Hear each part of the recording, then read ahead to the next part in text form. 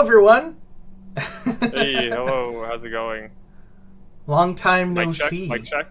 Oh yeah, mic check, of course. I think we're good. Oh wow, you're loud. I'm loud. Okay. Are we both loud? You're not as loud as me. I think it was sounds good. All right, yeah, okay, we're good. I guess as long as we're the same volume, people can adjust Yeah. us to Damien says whatever. we're good. Yeah, So whatever I think we're good. groove that people enjoy. Yeah, sounds good. Yeah, that's right. From the streets. Sounds good. Yes, it's why we're wearing all black. Well, I'm Yeah. gray. Yeah, you're a tiny bit louder. I think that's just what I was unexpected. Okay. I mean, I can remove 2 decibels. There you go. I'm 2 decibels less loud. But What? yeah. I can't hear you, huh? Yeah, hi everyone. Welcome to Hey. another of the weekly streams of the Chrono Walkers. If you were watching our splash page, you'll know that we are in part 2 of... wait, did I do what I said? We're in part 2 of our top 12 cards in Invasions and Origins. We did Origins last week. We did not do 6 cards, Jeff. We actually did like close to 20, sir. But I mean, he is right in that we got, I guess, through half of the content that was listed because it was part 1 of the top 12 cards in Origins and Invasions. So we only did Origins. So I guess he just divided 12 by 2 and got 6. But I mean, it's all good. Yeah, no, I told him it was 18 and 90 minutes. So Yeah, we had and like 18 cards, even though it says 12. I mean, hopefully the first card won't take us the first 20 minutes. I mean, Called Shot we had a lot of questions that people were asking, and it's a very good card. And like great questions also, like how do you like replace cards in the Genesis deck? Because it's like, oh, this is a good card. Do I just remove any card to put it in? So maybe that's maybe that's a future video, is like how to make sure your deck has a solid game plan. Like you put a bunch of good cards in, but does it have a game plan? Who knows? But anyway, with a that, good game plan when you have good cards. with that, let's get into excuse me. Let's get into... Oh, have I put this in the wrong place? No, I haven't. There we go. It's in the right place. Let's get into our top 12 cards of Invasions. Bam, bam. Look at that. Brand new content. And our first one is going to be... Deflam! Distracting Shot. So, just like last time, we're going to start with Jalara cards and then move our way through Bellum, Thymus, Action, Phage, Chaos, and then have some honorable mentions at the end.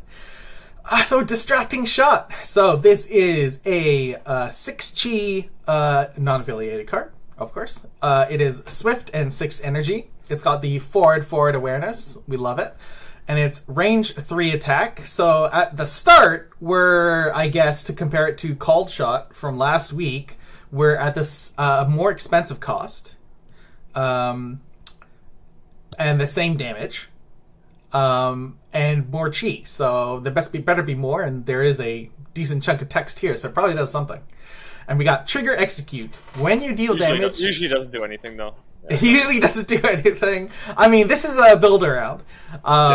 This is in the build around category of our cards, but we really like it. So when you deal damage with Distracting Shot, reveal the top card of your timeline. If you reveal a spell or technique with 5 chi or less, you may play a Swift ability from that card as though it were in your thoughts without paying its cost. Theoretically, if you're in a Spell Slinger deck, I guess you could have only spells and techniques, 5 chi or less. I mean...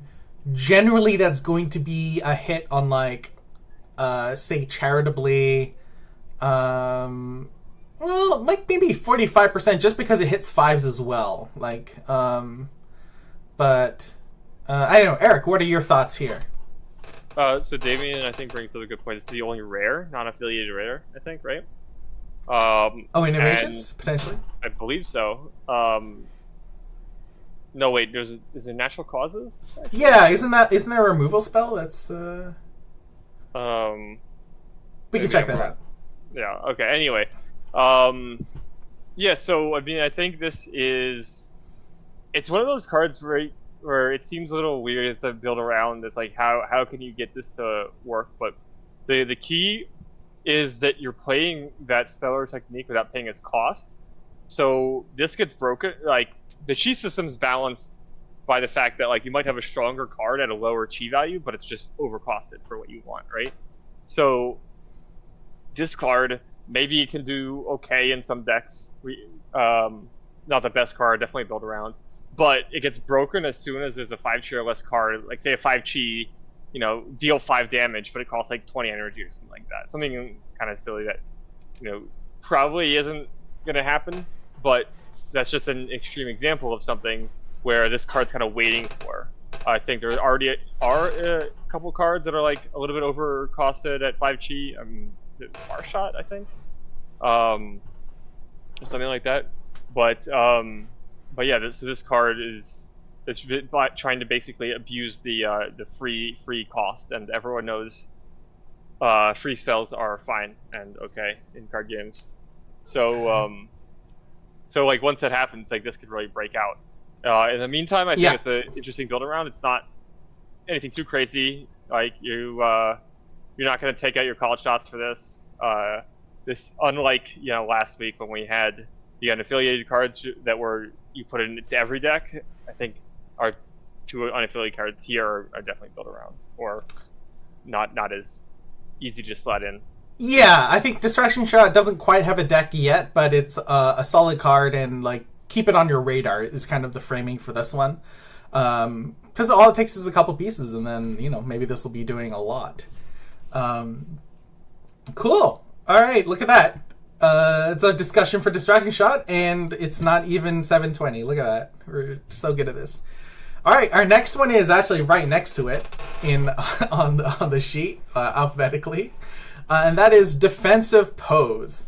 So this is a 3 chi, and if you remember what we were saying last week, having solid 3 chis that you can play, to open up your deck is always important.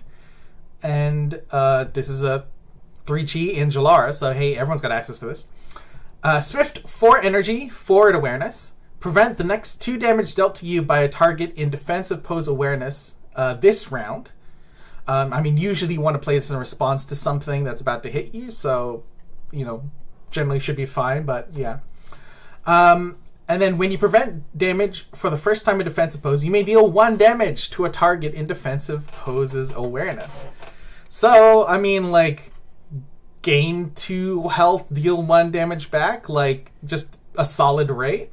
Nothing too super crazy, but basically, it kind of feels like Invasion's, I don't know, for me at least, we've seen 3 chis getting better and better, and it kind of feels like in Invasions things are hitting their stride for me. And defensive pose is just more of that. Any thoughts you got there, Eric? Yeah, I think previously 3 chis are just discard fodder, right? So this card I think is a little situational. We've seen a card similar to it in Origins that was I think draw a card, right, if you printed the damage. And this, so now you're like, drawing a card versus dealing 1 damage. It's also much cheaper. I can't remember the other cost. I think it's 6 or 7 energy for the drawing card one. So you're saving some energy there. And also a key thing to think about is Gamilla. So one issue with Gamilla is you kind of want to play defensive cards for her summons, but those cards can't draw cards, right? Summons can't draw cards, so you were overpaying for this kind of effect. And I think this kind of effect really helps that deck because it's something that's very easily slided in and can help when your summons survive an attack, right? Because if you can help your summon survive so that you can get the actual spell you want off, that's huge. You don't use that life, you don't have your spell fizzle. So that's and or you're playing some sort of like protect the queen style of deck, like a Titan deck or whatever it is. This is just like one extra defensive measure, right? Yeah, Gurla does. Oh, sorry. Go ahead. Well, I was just gonna say, like, we've seen like the Angel Retribution deck that won the last championship. They just had a lot of defensive cards, defensive layers at different G values, and I think it's just like one extra defensive layer that deck would slot in. Yeah, I will say Gamilla will really make this sing if people aren't used to playing against Gamilla, because running up to a summon that's exerted and like we're all used to just running things up to exerted summons and being like, yes, it's exerted, I don't need to think about it, I can just get some damage off here. And then Gamilla defensive pose is pretty sweet here. Mm-hmm. I guess thematically 11 minutes, 2 cards. Cool. Yeah, I guess thematically, let's keep it on the 3 chi. So we'll go to Andaha Seru. So we got a 3 chi summon here. 5 aura beckon cost, 4 awareness, 1 health. Pretty standard for a 3 chi. Swift exert. Andaha Seru does 1 holy damage to a target in its awareness. So it's just a 3 chi 1/1. Continuous. I hate my life. I mean, continuous. While in Andaha Seru's awareness, combatants have pacify. Oh my gosh, this card. Speaking of people being used to thinking they can run up to a summon and go to the spot in front of it when it's exerted and everything's fine. If you're not familiar, pacify is you don't have an awareness. So if you run up into the spot in front of Andaha Seru, you lose your awareness, and then you can't even play abilities, never mind fizzling abilities. Davian's realized the strat. You just play Yamaraja. Oh, man. Oh, yeah. Just play everything with Yamaraja. Yeah. So you internet dropped? Alright, we're going to start from the top. Davian missed it. Oh. So for this card, like, we can just take a look.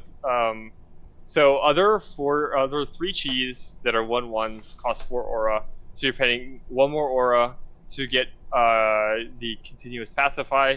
And this continuous pacify is actually just so strong. It's like, this is going to be a well played card. A lot of Vellum decks. That's 3 chi, obviously, so it's very easy to slot in. But it can just do so much disruption because you can play it out in front of you, and then now your opponent's summons can't attack it, because if you play it out right in so that it's facing a opponent summon. Been in situations where I've had my Violent Vine-Mans, now I can't even hit anything with it, right? Because if you think about it, if I'm here, Vine-Man's in front of me, then you have the Andaha Seru, and then you have the their champion, I literally have no way of dealing with 6 damage to the champion. Because you can't double move and hit it. You can double move and maybe hit the Andaha Seru, but you don't want to waste 6 damage on that. Yeah. So it can be pretty annoying in that situation, and then it'll just do a bunch of disruption. Or protecting your flank. Keep in mind that this is goes both ways, so it will pacify your own things. But you're not going to make that mistake. You're playing this card. You know how to play it. Yeah, you'll do fine, right? Right? Play well. Yeah. Don't make mistakes. But yeah, this is a pretty nuts card. Yeah, very, very strong 3 chi summon, able to, just as Eric says, really disrupt game plans and just kind of lock down spots on the board is, I think, the best way to put it. Like, it's like, okay, like where basically it says that anything in front of it, like the spot in front of it, combatants can't attack with their normal abilities from there.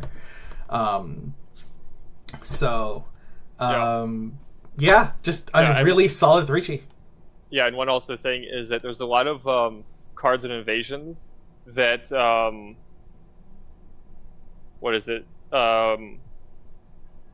that do extra effects against a pacified target. And one of the issues is that you have to spend a card often to pacify that target to then hit that extra effect. and this is just like you get that free pacify, so you can go like play this, and then you can just have that permanent pacify on somebody. So that's just another aspect to it. Yeah. Weak to strikes, but good against Titans. Yep, yeah, definitely. Yeah, we 100% agree, Jeremy. Right there with you. Cool. So let's take us to our second pick, which is Twister. Whoosh. Is the sound effect that's going on right now in that art. It's a sound effect whoosh. that's going over everyone's head for you saying whoosh. They don't So, 4-chi, look at that awareness, all adjacent spots. Air spell. Damien, hold on, that's disgusting. Wow. Why would you even say that?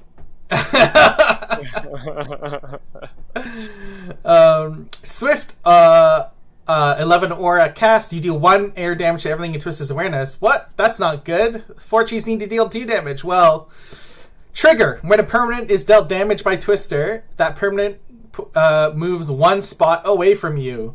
This is an incredibly strong, disruptive defensive card. Like answers summons, answers champions, whatever it needs to be. Swift, reasonable cost at 11 aura. And I mean, like, high for what the damage is, but like realistically, you're always playing this in response. Like, this is not an aggressive card. This is one of your reactionary pieces. Like, you know, you can keep it with like the movements or other similar reaction pieces. Because this is like kind of reading like, I don't know, gain 3 life and like exert an enemy summon and push it away or something. But yeah, yeah.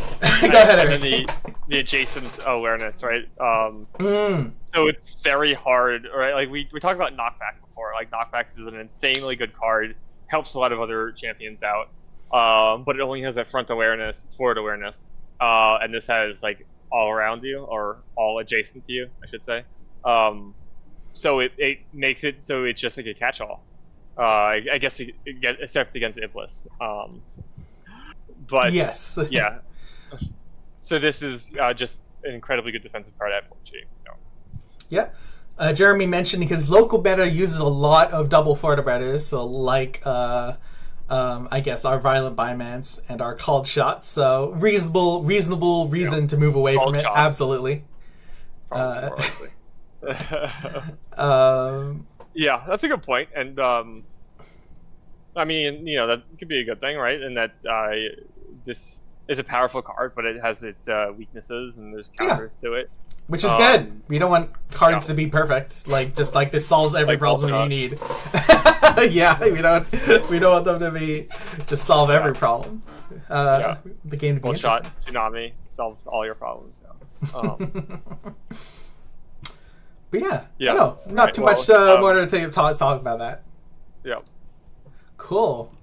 Our next one is, I guess, trying to decide if it's a movement technique or an attack or either or both, which is like kind of like Warp Strike, I guess, and that is Lunge. So this is a 6-chi. 5 energy, basic attack 3 in the forward spot, which is, I mean, reasonable. It's also, or we've got Swift 5 energy, hop, place yourself in a spot in Lunge's awareness. So good to note that is place. So that's gonna get out of things like our card Snare, which says you can't leave the spot, I believe. But like place is kind of its own mechanic for that. The reason we're talking about it is because of this immediate, I guess it would be an immediate trigger now. Execute. The first time you resolve ability of Lunge, you may resolve the other ability of Lunge by paying its cost. So mechanically, the way this would work is when it resolves, a trigger would immediately go in the stack. Players won't have a chance to respond because it's immediate, but then you would pay for whatever ability you hadn't used, and then there would be a round of a chance for players to respond to whatever second abilities we put in the stack, for those who aren't aware. Yep, that's right. but yeah, just like the versatility of this, like whether you need it to be to like dodge something and then hit something, or just or hit something and then like get some movement, or just like whatever you like. Like it's just a solid card. We haven't really seen like it's kind of a one card, really interesting mechanic for these kind of modal cards because it basically gives it 4 modes like Oni and attack, Oni a hop, hop then attack then hop. Whatever you need it to be. Yeah. Jeremy's not a fan of this card. I mean, that's too bad because I am a fan of this card. I don't like to make hard choices. I want to make easy choices, and one of them is like, do I put in a movement tech or do I put damage? If you put too much damage, then your opponent might just dodge it all, or they could go and out damage you or something like that, and you won't have any reactive abilities. And you put on movement. Like, have you ever been in a situation where you've had like 3 diving jukes? Okay, fair enough. You had 3 diving jukes in your hand, and like you never really use it, so you're down 3 cards. And it's kind of like you're paying that extra chi, right? Because it's basically like 2 5 chi stapled onto a 6 chi. But you're increasing the consistency of your deck, which is huge. And I like having consistent decks. I like being able to do my game plan, all the time, and so I don't like having a deck that's just like all or nothing. That's just me, which is kind of why I like this style of thing. But it's gonna help Essa. I don't know because Essa's kind of bad. But yes, I mean Essa gets to like it is reasonably costed. Like I'd probably want to have at least 2 energy if I'm playing this because 10 off the top is. Well, it's more than a fifth of your deck because you start with 6 cards in your hand, effectively, on round 1. Yep. So, not inexpensive, but it does a lot. Yeah, Vault is also a good one. I could see that. All right, our next one is Rampaging Gorilla. So this is another 6G for Thymus. And I just today realized that Alta is doing a cameo in the very top of this card. That's how you lost her arm. Oh no! All right, but we got a 6G, 5 health summon. It's got an action 14 aura to beckon. Action attack, heavy dark attack 4, so it's a 4/5 at 6 chi, but action attack. But we devoted an entire stream to, how difficult that makes it to pressure and carve up the board and have the turn equity that or swift summons swift attack summons are able to do. But we do have a swift ability here. For the cost of 1 health, which is paid by Razorback Gorilla, target combatant in Razorback's awareness has pinned this round. Pin being this permanent cannot leave its spot. Yeah, that's a good ability, and because it's swift and I mean it's capped by the health. If someone's like, oh, I don't want to be pinned, let me play a movement technique, let me diving juke out the way, or O10 out the way, then the gorilla, I guess gets another razor off its back and throws it at you to pin you again. So, like, just by playing 1 health. So, like, basically, the threat of activation means that this swift pin is generally going to do something. And it's got the health to survive, probably tank a hit and get a pin off. Yeah. And it doesn't even need to tank the hit, right? Because you can do this a bunch of times. You go in, pay 1 life, pin them. They're like, all right, I'm going to hit you for 4. And they're like, all right, well, then I'll just pin you again. And then what are they going to do? Hit you for 3? And you're like, all right, I'll pin you again. And you just keep going. And it's just like, even if they could get out of it somehow, it would be such a drain on the resources. It wouldn't even make any sense. Unless, they knew that they would die if that pin hits them, I guess. But either way, you probably win if they, like, lose all the resources like that. So that's why this card is here. I guess it just seems like a pretty good as someone was saying. What is it? It's like a snare. Yeah. No, it's snare. It's like a snare on a creature. Yeah. Yeah, exactly. And you get 4 of them. However, it's also on here because this is actually a little bit of a synergy with a Concerted Strike, which is on our last week's list. Yeah, So Calculated Strike. Yeah. Oh, is it Calculated Assault? Oh, Calculated Assault. That's Calculated Assault. Yeah, sorry. Yeah. Concerted Strike, I think, is actually Legends of Runeterra. Anyway, Calculated Assault. So you can use this. You spend 1 life, you go to pin them, and they're like, all right, fine, whatever. Say, actually, probably let that resolve. Now they can't leave. Then you can go, all right, I'm pinning you again. They're like, what are you talking about? I'm already pinned. Why would you do that? And then they're like, before that resolves, I'm going to do another pin. I'm going to do another one. You can actually just, kill this whole creature. And yeah, those pins won't resolve, but they're still on the stack. Yeah. So that means if you have multiple Razorback Gorillas, and remember, they can target anything, because it's targeting combatants. So as long as they can target something, you can generate 5 stacks per Razorback Gorilla, maybe 4, and then 5 for all the other ones if you want to actually pin them. Then anything else you want, and then you can get your Calculated Assault off for 10, 15, 20 damage, whatever it is. I haven't built this deck yet, but there's definitely some sort of combo with Razorback Gorilla and Calculated Assault, right?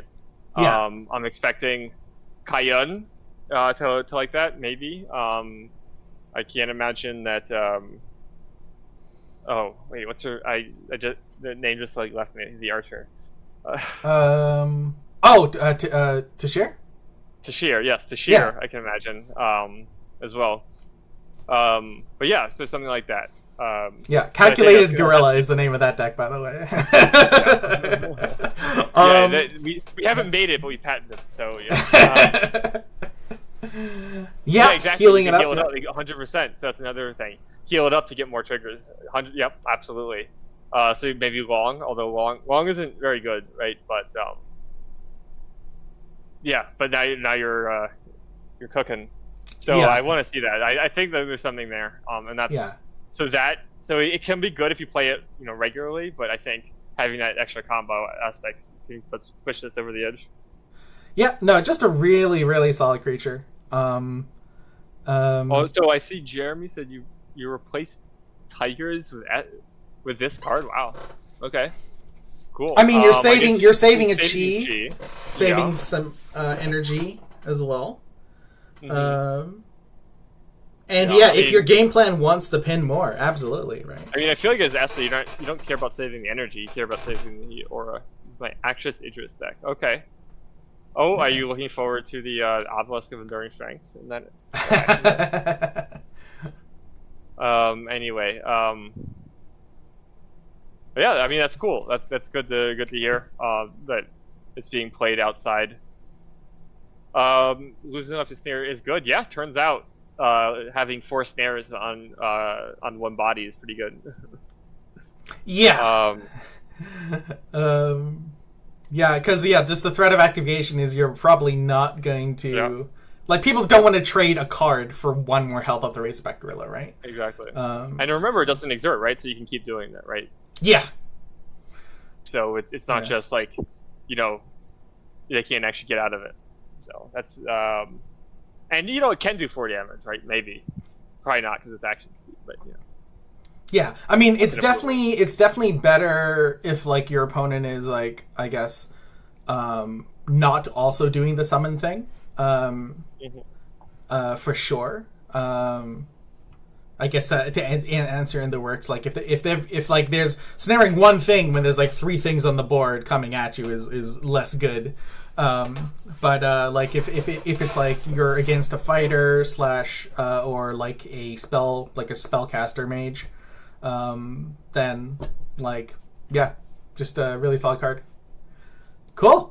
Yep. All right, and with that we leave Thymos, and we're gonna pop. We'll jump out of alphabetical order for our next 2, just for I guess some theming and segueing.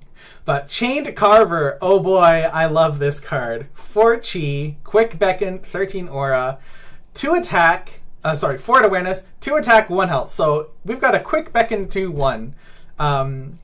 A little, like, maybe a hair expensive. But that is just solid. Like, that is just, like, solid. Like we know the power of quick beckons, right? Just pulling something out at the end of the round, and then all of a sudden, like, the board state that your opponent thought they were dealing with is really different. But we got a trigger here. Conjure. When Chained Carver enters the arena, place a ruined sculpture from your subconscious on an unoccupied spot around Chained Carver. So let's just pop down all the way to the subconscious card here and take a look at ruined sculpture, because this is definitely not an insignificant piece of the puzzle. So we got a 3 chi, 4 health. You're going to hate the fact that this has 4 health if you're on the receiving end one. 4 health alteration. It has its own alteration action ability, but you're not the one. You're not playing this, of course. Change Carver is pulling it. Trigger, execute. Whenever a champion plays an ability on or adjacent to ruined sculpture, they discard a card. This is a high cost. All abilities, which include, like, champion abilities, right? Just the basic attacks, the basic casts that are written on your champion, are things that you that get the additional cost stapled to, so to speak. Like, this doesn't do any negation or anything. I guess theoretically, if your opponent is out of cards, then, like, they don't need to do anything. But and sorry, Goose, you also mentioned the alteration blocks line of sight. Not insignificant. I have had an attack from my Fontanella being blocked by a Chained Carver dropping this, just pop. This is that attack's not going to go through. So actually, one question, a rules question about this. If they block line of sight, does that mean that Ruined Sculpture gets hit, or the attack fizzles? The attack fizzles, because line of sight still, you declare a target. It doesn't block in that sort of I see. So they miss the concept. Attack. They don't hit the yes. Yeah, it makes the target illegal, basically. Yeah. So Jeremy, I think he's found the secret weapon, and he says he loves this at Bazin.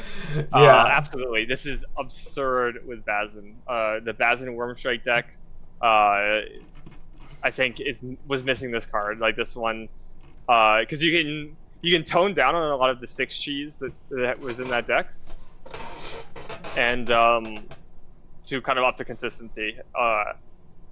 I don't know how much do we want to mention about the Future League of this card. I mean, Future League, this did not care about it being an unoccupied spot, and it also, that was I guess the only change. So you could just put this directly underneath someone. which was completely insane, because like, if you could put it underneath someone, they have to double move just to be able to do something without discarding a card.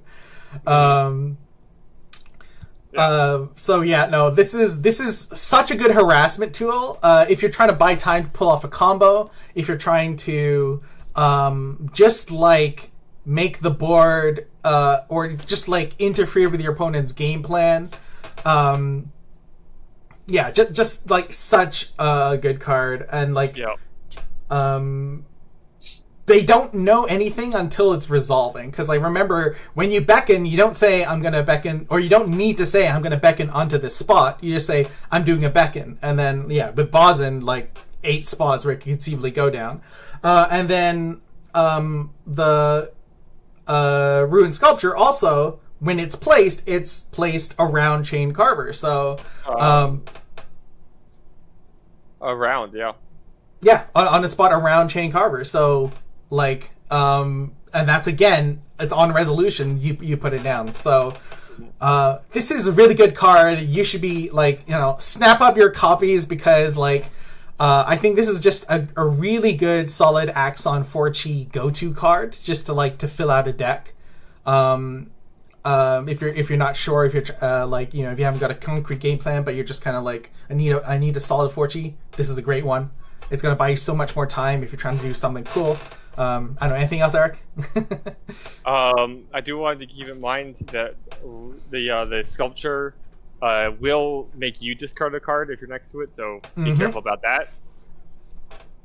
place it smartly. So it does make it so that you have to think about where you're placing your cards and not just don't just place this at an angle to you and then put it right in front of you and oh, now it's both next to me and the opponent. They're gonna have to discard cards and then you're wait, now I've got to move. So you do have to think about it. But that being said, you do get to control this.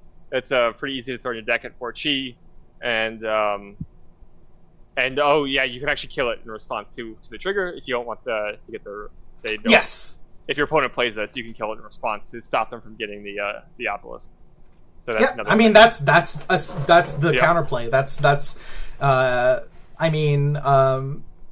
If your opponent plays the chain carver in a spot, you know what's coming, right? So you can, if it's in the spot that you have access to, interact with, absolutely, you can go for that. If carver dies. Yeah. So that also is the same rule with emergent worm too, right? If you have an emergent worm mirror match, whoever has more emergent worms actually exponentially wins, right? Because every single one of theirs resolve and none of the opponents resolve. So that's a little bit of a weird a thing that happens. Something to keep in mind, right? If you have 4 and they have 3, then you have 4 and they have 0, right? And vice versa. So you got to be very careful. Yeah, but I mean, the fact that this is a quick beckon should make it a lot more reasonable to just play it correctly. I mean, it does need to get closer if you want to put that that ruin sculpture in the perfect spot, so I can see it's kind of weaker to disruption, but it's only weaker to disruption because you're trying to execute a really strong play, putting a ruin sculpture that's going to force your opponent to kind of break the line that they're setting up, right? If they've moved to a certain location, it's because they wanted to play cards from at least somewhere near that location, and if they don't move, then they have to discard, and that discard is going to do what? Leading into our next card. Oh yeah, the discard. It's what's it gonna do, Eric? Was it? And that is Angel of Bliss. So 7 chi, 6 health, 20 or beckon, just a 4 at awareness. This is from a cycle of 6 health angels that all deal 3 attack at swift speed.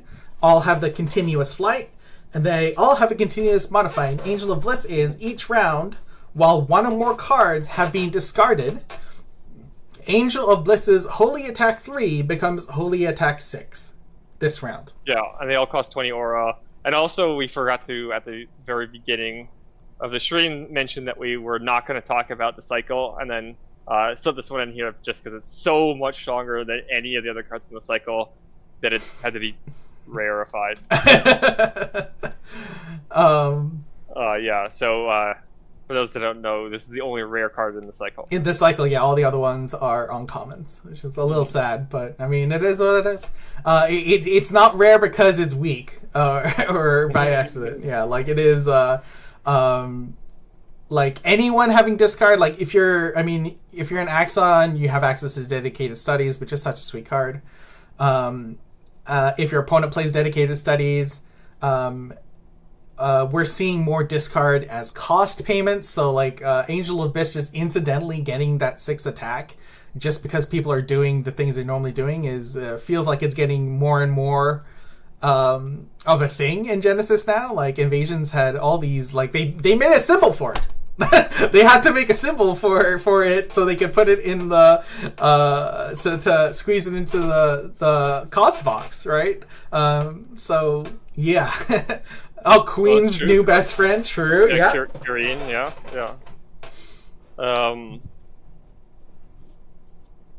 That's right. Yeah, you can trigger that every turn. It's true.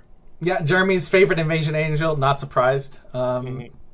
Yeah, it just it's such a sick card, and yeah, like we mentioned with cards like Dedicated Studies, converting card quantity into card quality, the cost to have this be just a 6 damage, 6 health hitter is just not not that high of a cost. Like, you're doing things you want to do anyway. Yeah, I agree. I think it's the best art of the Angels too.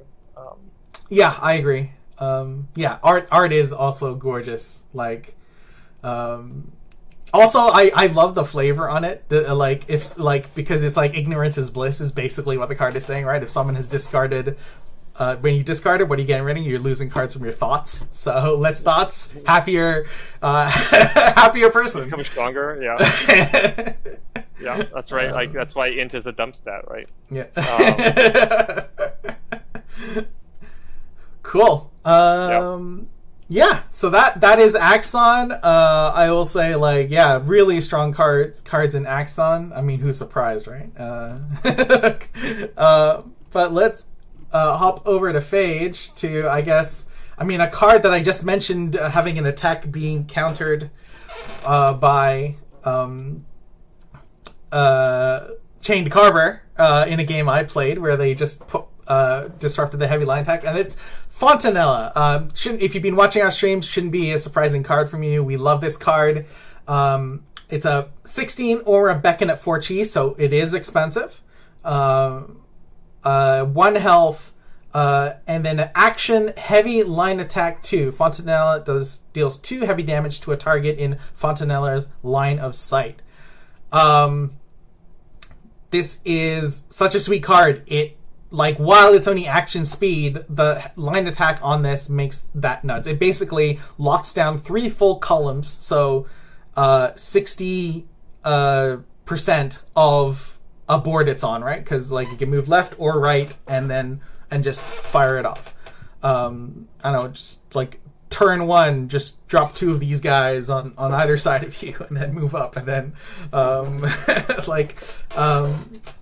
ask Adiris if just dealing 2 damage a turn from a place of impunity where no one can really do too much against you is good. She'll still say it's good. This is a summon, of course, and it's fragile, but all the pieces just kind of line up together. Yeah, no, I think you touched on it. Obviously, don't play this against Adiris, but other than that, it's pretty good. I think we've talked about this card several times before, so we can kind of continue on. I don't think there's. Yeah, it works great with a song. This is 100%. I guess my little tidbit I'll say is that the termite with a cannon for a face is the real termite in real life. They're super cool. They fire a sticky solution out of their things to gum up other bugs attacking. So they just kind of come and shoot. It's a really cool creature. And then this one's got looks like some electrical rail cannon stuff going down. But it works well with Sun. Absolutely. and Obelisk of Enduring Strength. Yeah. Just in case you want to do 3 damage instead of 2 damage. Yeah. Of course, Sung, the interaction with insects being the best tribe to name in Genesis with Sung is pretty freaking hype. I love it. Though I guess a Shani is gonna make elementals have is a Shani a Jin? I don't remember off the top. I don't know. It's an elemental Jin. There we go. So that's so I was right. But our second one, we're back to the 3 cheese because I guess we just love our solid 3 cheese for building decks. Is another. Hi, Will. Welcome. I'd love to see you. Hey, Will. How's it going? That is mitosis. So we another started expensive over for Damien. We can't start over. Mitosis is a 12 aura, 3 chi, 1 health summon.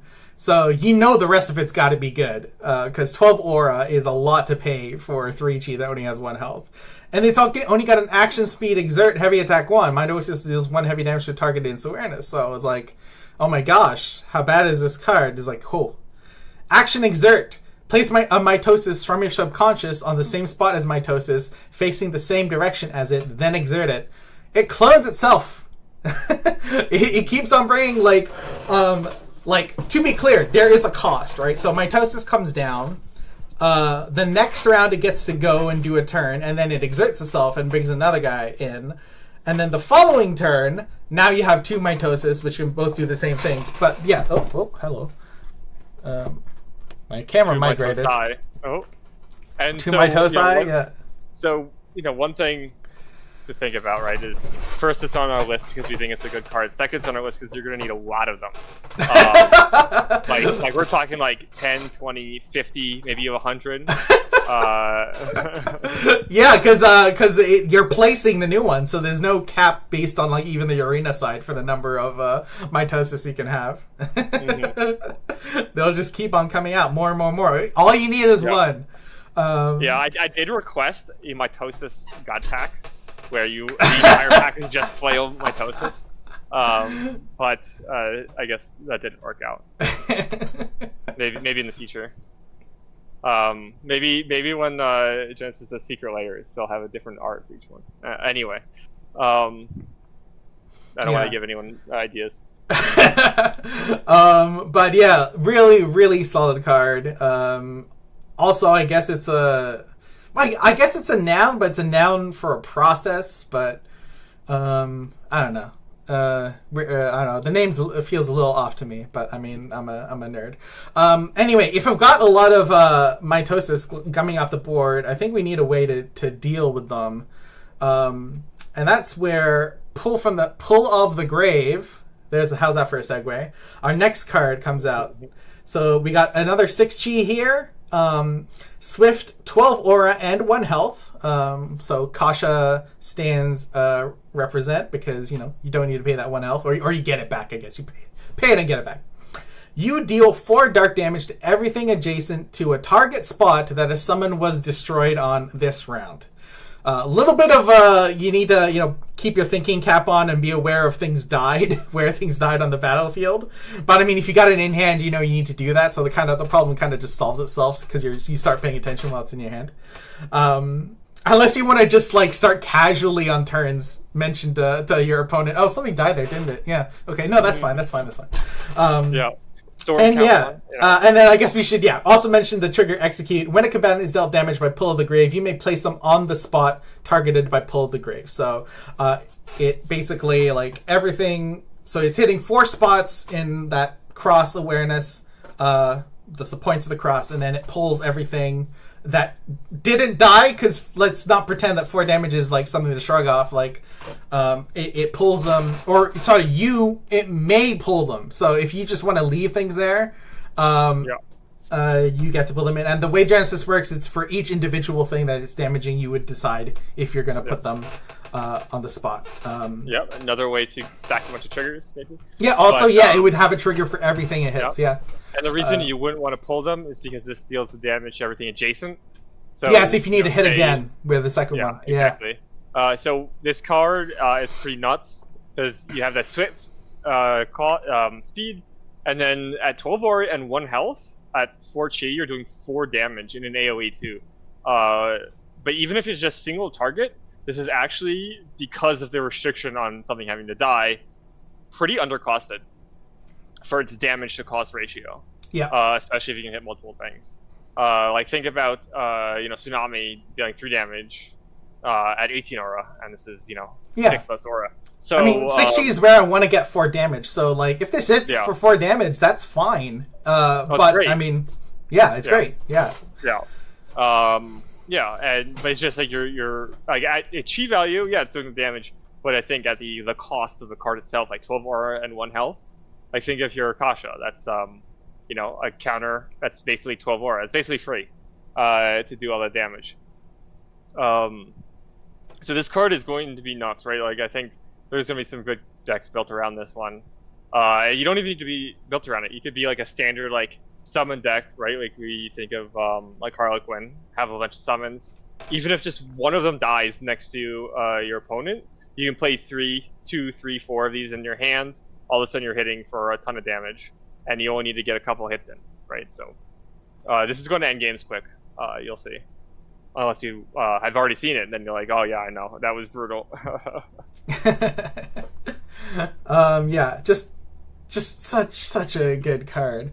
Our next one is also something that cares about people dying, and that is Archon of Vengeance. So, love the art on this one, by the way. But we've got a 17 aura beckon forward awareness, 5 health at 7 chi. So maybe a little low in health, but we're going to make up for it. 4 fire attack at swift speed, which is reasonable. Again, maybe a tiny bit low, but the execute is what really sets us off. So the first time an ally is destroyed by an enemy each round, remove all exert tokens from Archon of Vengeance. You may place Archon of Vengeance on the spot that ally was destroyed on, facing any direction. So the combination of the death teleport plus the fact that it's not even a rotation. The rotation like almost could like maybe could be responded to, but like this is just it just moves over unexerted to the spot where an ally was destroyed. Like, oh my gosh, like such a really strong card. Like it's kind of like the threat of, or the Hudson's Choice, I guess, is it? Like you can put, be harassing with other summons, and then if the opponent Hudson's Choice, but I know what you're talking about. Yeah, you can't really make. Oh yeah, no, it's putting your opponent between a rock and a hard place. That's what I'm trying to say. Yeah. If they kill the summon that you're sending up to harass them, and you've just got an Archon, or heaven forbid 2, because it is a place, it's not a move.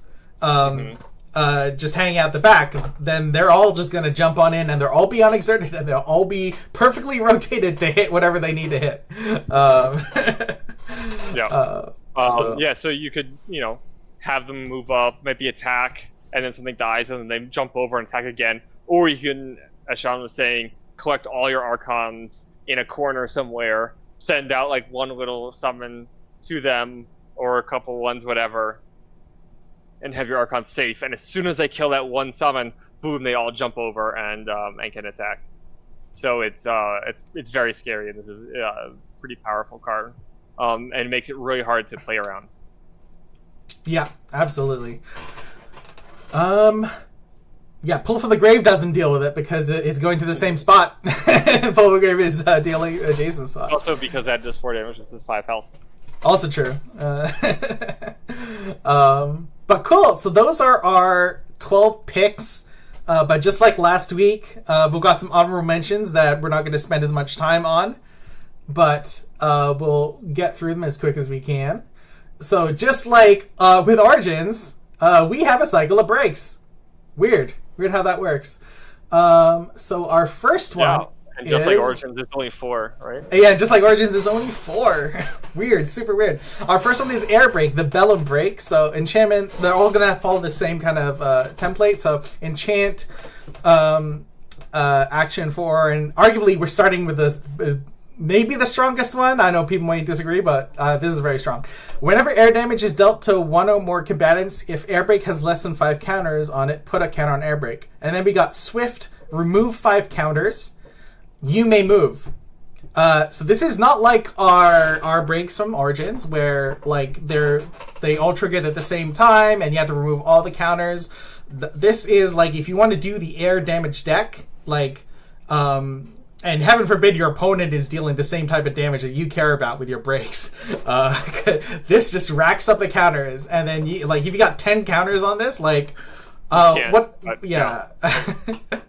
You can't right, yeah, you can't have more than 5 counters. But you can't have 2 air breaks on you. Yeah, but you can't have 2 air breaks on you. Sorry. Yeah, sorry. It only gets a counter if it has less than 5 counters. And that will be an intervening if clause. So that means like if your air break has 5 counters and air damage is dealt, a trigger doesn't go on the stack. To be clear, so you can't like wait for trigger and then like remove 5 counters and then go from 0 back to 1. There's like small little intricacies here. The if has to be true for the trigger to go on the stack. But yeah, what does movement do, Eric? What does it do in a game? What does it do for you? It does literally everything. It can heal you if you're under attack and you move out of the way. You didn't take the damage. It's just like healing. I can draw you a card because your opponent plays a card to hit you.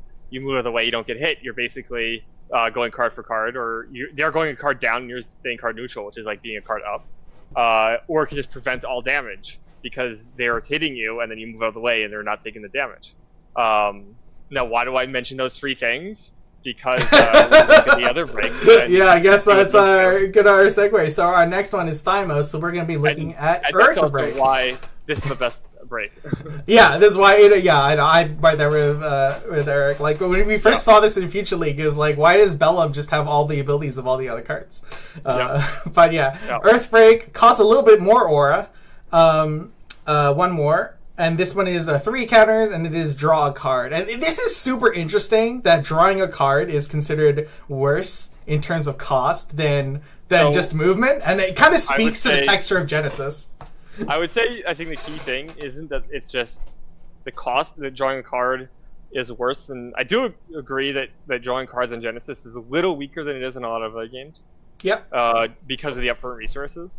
Finite resources. That dealing earth damage, or the champions that are in Thymos struggle to deal earth damage and get this trigger more than the other color champion to deal their specific type of damage.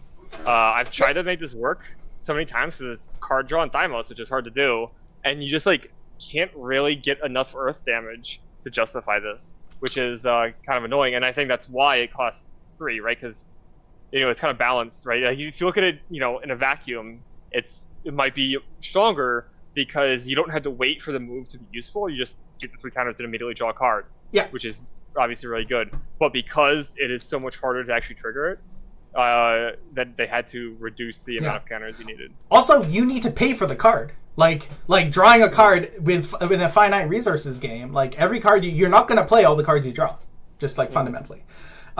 Moving on to Axon, we have... Where is it? I have played Erica. I guess Erica can work with this one. I mean, I would prefer to just kill my opponent than draw cards, but yeah. But here's another one that you can just keep activating when you like. And we're back to 8 aura again. 6 counters this time, and water damage. Water damage is, I guess, I would put it easier to deal than earth damage on our tier list. Tsunami. Yeah, water damage dealt to 1 or more combatants, so your AoE is not going to put multiple counters. Tsunami will just put, no matter what it hits, you hit 5 things with Tsunami. I mean, A, you shouldn't be complaining, you just hit 5 things with Tsunami. But B, you're only going to get 1 counter. But yeah, you gain 3 health. I mean, that's just reasonable thing, because like your opponent's gonna have to spend a card, whether it's a summon that then attacks you or something else. They're gonna have to put that health back down, right? Life gain's really interesting in Genesis. It's definitely a lot better, right? Like I think in other card games, people joke about how life gain is useless. Genesis, it actually does help a lot because it changes how aggressive you can be.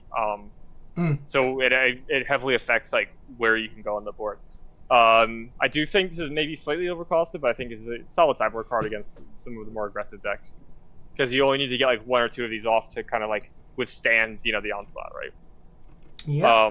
But yeah. And then we've got another one, which I guess is here as maybe as like an anti-combo safety valve. So that is Electric Break. We're back down to 8 aura again. 5 counters this time. Caring about electric damage, which is also semi-reasonable to be able to do. Like, Coronavirus is a great... the Electric Brander is a solid card. And yeah, Swift, remove 5 counters, prevent all damage dealt to you this turn. So if someone's going for that calculated strike... and you just have this on 5 counters, it's a solid place to be. So maybe feels more like a sideboard card. Yeah. The issue with a lot of these cards where it's just like prevent all damage, but it's at swift speed, that means like what's usually going to happen is your opponent's going to play a card. If you do this in response, then they'll just play all their other damage and against you as well, right? And then hit you. So you're only really protecting yourself against one ability. I mean, it's the same thing for a lot of these things, right? So it doesn't really prevent all damage, and also it's this turn, not this round, just this one turn. So you can't really do it preemptively necessarily. Maybe you do it at the start of the opponent's turn, right? Like they have draw break on them. Their draw break triggers. You're like, all right, I'm gonna pop this. Now you can't hit me for. I know that you have, you probably have some bolt shots, whatever it is. Now you can't do that. You gotta wait. And what they do is that they just wait, they go to the next turn, and then they just hit you with a lower damage ability instead. Because they don't like break for 1 turn. I do think this is maybe a little on the weaker side in that regard. Because unlike unlike the last two we just saw, you have to wait for this to be useful.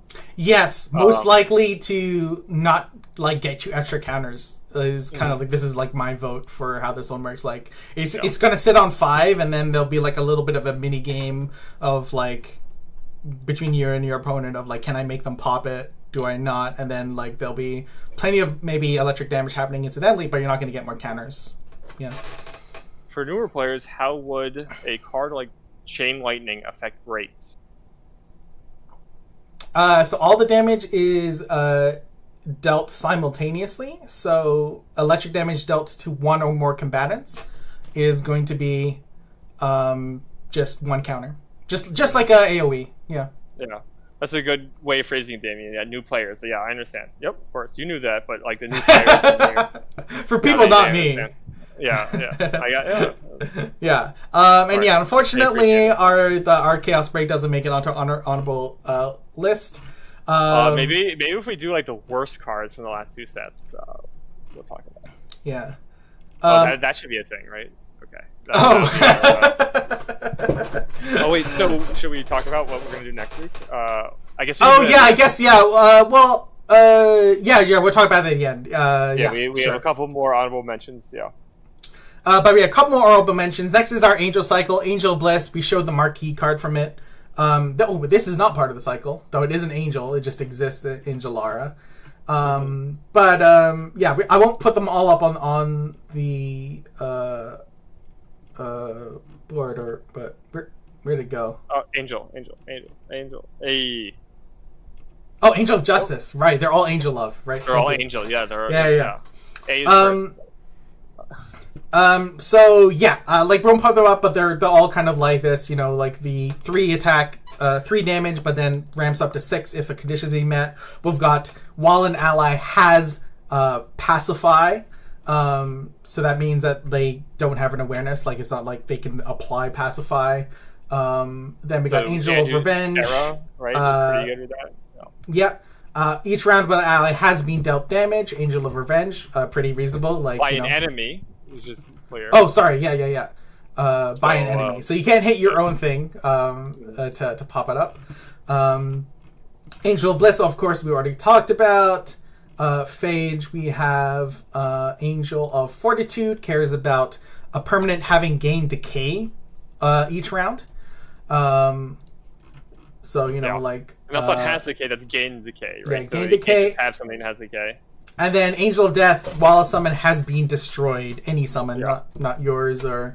Yeah, and then this is an unfortunate card in the cycle in that it's the same...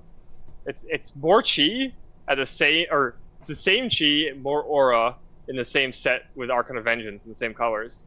With also the same, like, idea, right? It's about something dying. Yeah. So, like, any deck that would want this card would rather just play Archon. And so it's just kind of, like, an unfortunate... It's like, I don't know. I don't see why you'd play this over Archon of Vengeance.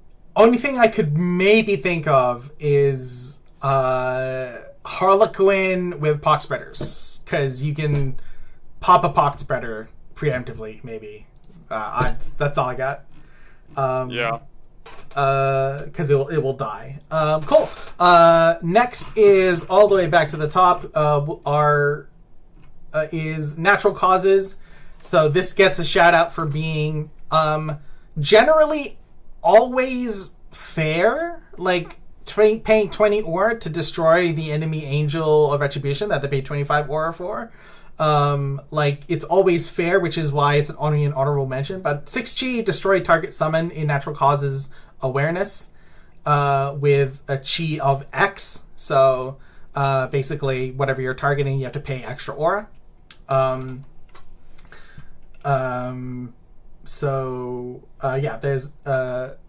anything else you want to mention here, Eric?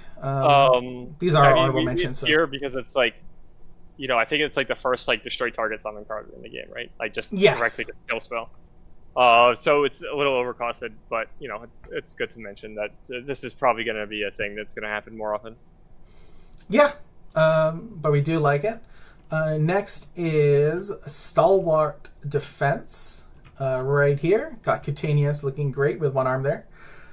So technique block, swift, 4 energy, and 3 energy, and 3 energy. If those who aren't aware, the reason it's written out like that is because if your champion has 1 energy reduction, this goes from costing a total of 10 energy to a total of 7 energy, because the energy reduction applies for each individual cost separately. And trigger at the a swift, prevent all damage dealt to you by enemies this round, and then trigger at the end of each turn. If you have prevented damage with solid defense, you may deal 2 damage to everything around you. Just kind of a end, right? Yes. That means if you have played this round and the next round you play it again, that would be 4 damage, right? Because that trigger literally never goes away. Yeah. I feel like that's probably a mistake, but but that's how it works. So you get in the room. Yeah. So this can stack. But yeah, so this is interesting because this is an actual all-round prevent all damage, as opposed to the other one, which is just a turn. So you can play this preemptively, and then you literally can't die this round. Pretty strong. Obviously, it's held back by its cost, or at least it's balanced by its cost. So only I think 1 or 2 energy champions can really run it. And even then it'd be a little tough, but at the same time, being able to just guarantee your survival is very strong. Yeah. Cool. Our next one is Sundered Sweep, which I think that is what Damien is shouting out there, Thymo's sword, in the comments. Maybe is this card? Is Thymo's sword, or is the blade the Thymo's sword? Oh, is he? He's calling it maybe a different one then. Oh, Earthen Rupture, or is it? I think it might be this. It might be Sundered Sweep. I'm not sure. Anyway, 7 chi, 5 area heavy attack.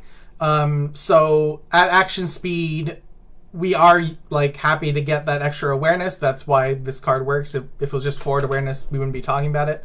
But yeah, when anything is dealt damage by Sundered Sweep, they lose all continuous abilities this round. Not no sweep. Okay. Does that mean not sweep, or does that mean no? He does mean sweep. I don't know. It was a sword in testing. Okay. Yeah. Okay. But yeah, losing all continuous abilities. So Kasha doesn't get to get health back. There's a lot of just incidental continuous abilities that can just kind of make a champion work the way they do. So losing that for a round can be really disruptive to your opponent's game plan. I mean, yeah, just like a solid card. I've had honestly, it's really just the 5 damage at 7 chi bonk that is a big part of this. Area damage to forward awareness. It is action speed, but it doesn't cost that much. 6 energy for this is pretty reasonable, pretty cheap. And then you can incidentally just complete wreck like an Iblis or something with that execute. Yeah. Cool. Then our next one is who doesn't like stealing cards from their opponent and beating them over the head with their own card. That's Pretty Bird. 5 health summon with a range attack 1 and flight, and it has a cast trigger. When it deals damage to a champion, that champion sends the top card of their timeline to this conquerors. Allied champions of Pretty Bird may play that card this round. I laughed because Damien immediately mentioned Gamilla. Because, there's another way to get multiple attacks, because it just cares... Pretty Bird just cares that this deals damage. It doesn't care if that's been because you played the tsunami through it. Just this crow just vomiting water onto the arena, I guess, or whatever it is, or it's a warp strike. You get to just play the top card for the round. And hey, in multiplayer, you or your teammate is you want to get this one, or do you want me to get this one? Just really Although, solid. I do think you misread the trigger. It actually says when Pretty Bird deals damage to a champion, that champion tilts off the face of the earth and concedes the game. I believe is actually what it says. But yeah, so okay, my mistake. It's pretty. It's pretty strong. Sundered Sweep does make this lose flight, so maybe you can do that. It also kills it, but doesn't. But also, it's not flying anywhere. It's double not. But yeah, no, this is like pretty interesting. So it's actually not too strong of a card. I think 16 aura for a 6 chi that only does 1 damage. And also, we've talked about how drawing a card in Genesis isn't as strong as in other games because of the limited resources. This, you still had to pay for that card, and because it's from your opponent's deck, it doesn't really always synergize with what your game plan is, right? Yeah, absolutely. So it's actually slightly worse than drawing a card, but no one likes it when they have the cards. Play their cards against them. Yeah, no, so it's a fun card, right? Like, I think people are gonna have fun with this. You're right. You put in those like strikes, those like 3 chis. You have this card. You can hit them. Play a couple of those out. You're like, all right, I'll play this 3 chi, deal 1 damage to you, draw a card off the top of your deck, something like that. Sundered Sweep says Gamilla is a Oni. Yeah. Cool. Right. All right, moving along to our Phage honorable mention, and that is Prokaryotic Hounds. That's right. These hounds do not have any organelles. Someone else explain what they mean. Replicating. Yeah. So this is a 6 chi for a 3 attack 4 health summon, but it replicates. You get 2, which sounds great, but then it's got decay, so it's kind of like you're getting a 3/3 because they're immediately at the end of the round going to lose a health. But the reason this is such a reasonable and viable card is turn equity, right? Like, you get to put out 2 things.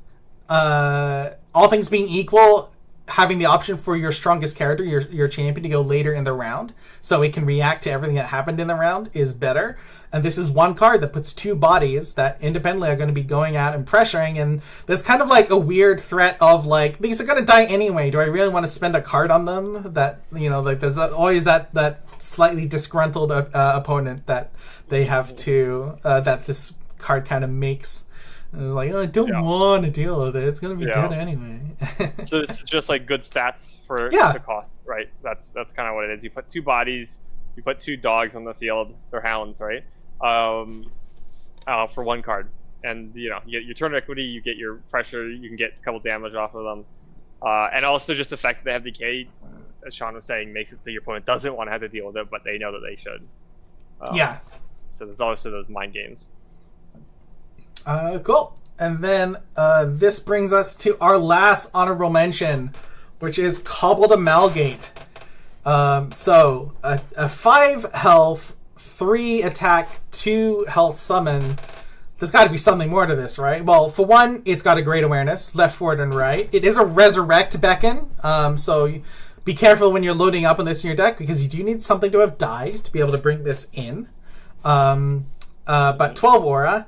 And we've got Swift Drain Attack 3. It's not just an attack. It is full on drain attack. This is the first card with a Swift Drain, I believe, in the game. No, there's a champion. Oh, there's a champion. Right, first non-champion with a Swift Drain in the game, I guess then.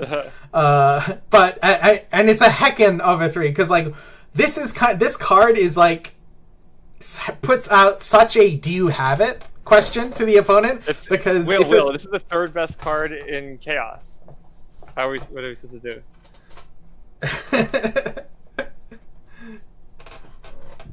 This is a scary card, though. It could easily have been in our top 2 of Chaos. Yeah, we had a lot of there was a lot of going back and forth. Some of these honorable mentions literally it just squeaked out.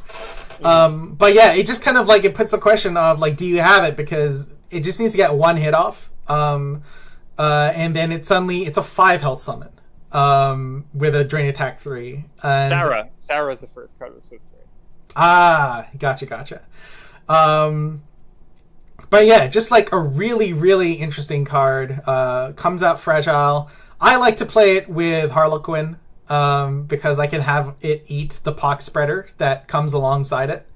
That's my special spice. It's like I don't need to. Very spicy. Yeah, like I can just like eat a friend and then go out as a drain attack 5 health, and then if you get another attack out, oh boy, they have to have that natural causes to destroy it instead of trying to deal with the steadily increasing health. So bit of a snowbally card here. If things are going well, they're gonna keep on going well.